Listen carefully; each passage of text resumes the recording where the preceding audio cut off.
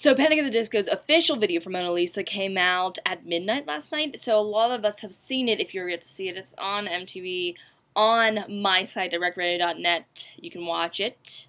I know a lot of you are looking for it and probably thought this video was it, but this is me and my community talking about why we liked or did not like Mona Lisa. So first of all, the video debuted on MTV special midnight releases. Everybody was so excited, and it was exciting. So first they start off with the kind of dusty wedding scene, you know, referring back to I Write Things, Not Tragedies, which was directed by the same director here, Mr. Shane Drake. He directed both of these videos, so they both have that, you know, obviously circusy / you know, emo theme that we saw years ago when Panic at the Disco first came out. So it's back to makeup circa Fever You Can't Sweat Out. This was a lot like Fever You Can't Sweat Out. You can definitely tell it was the same director. But it was a mixture of steampunk. As soon as we saw the first photos, I'm like, wow, way to take that culture, right, and envelop it into this video. But yeah, classic steampunk. Not a lot of people know, I'm sure a lot of Irish people will know, they incorporated some Irish funeral traditions, which I've been very interested as of late, like within the past couple months. I kind of heard about them, but Irish funeral traditions, those were the numbers that were counting down, the things that you are supposed to do once somebody dies, closing a window, stopping the clocks, putting, covering up the mirrors, such like that. So they were kind of trying to mix that in there, which is very cool. That was my favorite part of this whole video, is that they did a throwback to that very, very cool part of Irish culture. And Mr. Brendon Urie kind of played a double character. He was the dead person at the funeral. He was the performer that was, you know, wearing all the steampunky stuff, and he was also kind of the, what would you call it, kind of the Sweeney Todd or the Dr. Jekyll kind of character. He was kind of a ghost that was trying to point people in the right direction, trying to have them discover who actually had killed him. And we had this kind of, I call her the Zooey Deschanel character, because I thought she was Zooey Deschanel to begin with, but I don't think she is. She's a very pretty girl, actress, model, that they got to play Mary, the character Mary in this story. And it was a story.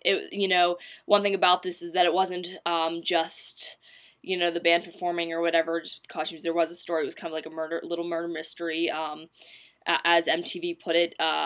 One thing that MTV pointed out was, in the end, they thought that the person under the sheet would have been former bassist Ryan Ross. Kind of a throwback to them, but it ended up not being that. I hadn't, you know, even thought of that being a possibility, but MTV went there. But one thing about this video, it was Brendon Urie-tastic. Like, not every Panic fan is a girl, not every Panic fan is obsessed with Brendon Urie, but you've got to admit, this was his stage. He was the main actor, attractor, you know, making so many faces and really, really, you know, performing, acting. And that's one thing I've always loved about certain bands and in the type of music I listen to. You could have great artists, you know, you can have great singers, great songwriters, but some of the best and some of the most memorable are performers. They are performers. What did it have to do with the song? Who knows, you know, but it didn't really matter because, I wonder if I Write Sins had anything. I never really thought about it. Okay, now on to what you guys thought of the video. On Facebook, Ram said it was awesome. I loved every part about it. I liked the concept, the set, and the costumes. Definitely one of the best videos ever. Also on Facebook, Julia said, I was just a tad disappointed. It was a good video, and I liked the ending of the video, but I was expecting something spectacular as their comeback music video. I feel that Panic just wanted to relive their glory days. Like, as much as I did like, I can admit I did like this video, it was a little bit safe. You know, they weren't taking much of a risk. They were really going right back to the beginning. You know, what people really loved about If You Can't Sweat Out was, you know, the circus costumes. You know, I guess this time they picked steampunk. But, you know, the sceniness, the makeup, the dramatic performances, the darkness, but still, like, the campiness, you know, they really went right back to the beginning. Thank God they didn't stick with the kind of route they were trying to go to with New Perspective, which is a song that I absolutely hated. I hated that song. From Twitter, Ash Michael said, I thought the video was creepy, but still cute. Somehow it was all odd things I have loved about Panic for so long.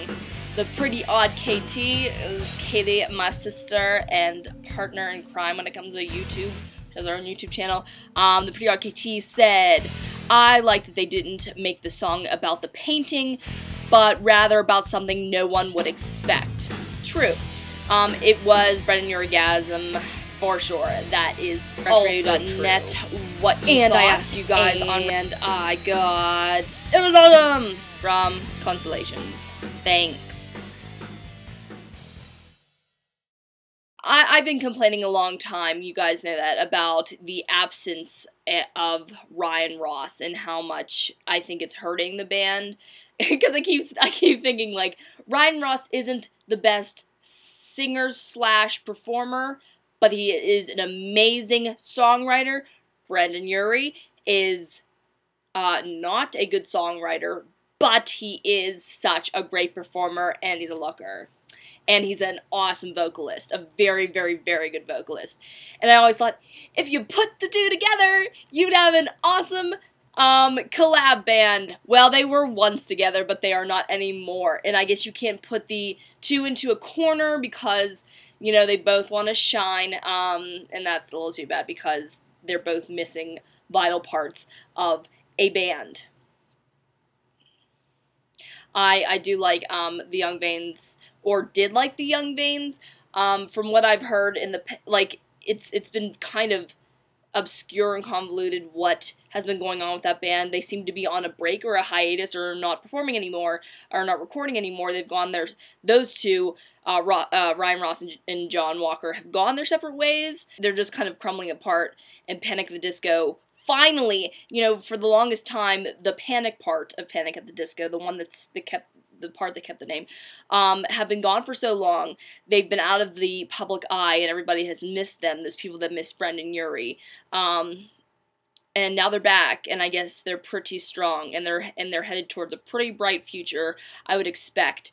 Too bad Urie can't write.